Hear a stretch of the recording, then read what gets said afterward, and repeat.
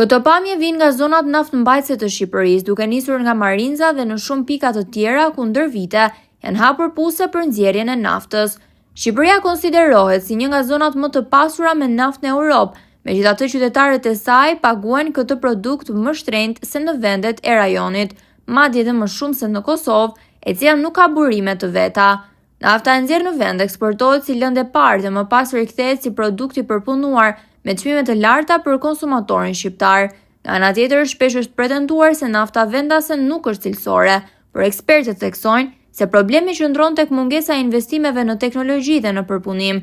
Specialistët sugjerojnë se ndërtimi i rafinerive moderne do të mundsonte përpunimin e naftës në vend, duke ulur kostot dhe duke rritur cilësinë për tregun vendas.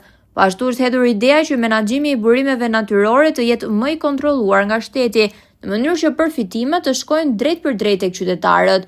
Aktualisht një pjesë e madhe e këtyre pasurive shfrytëzohet nga kompani vendase dhe të huaja, ndërsa ndikimi në ekonominë e përditshme të qytetarëve mbetet i diskutueshëm. Në fund, mbetet një çështje thelbësore: si mund të shfrytëzohen më mirë pasuritë e nën tokës në dobi të zhvillimit të vendit dhe mirëqenies së qytetarëve?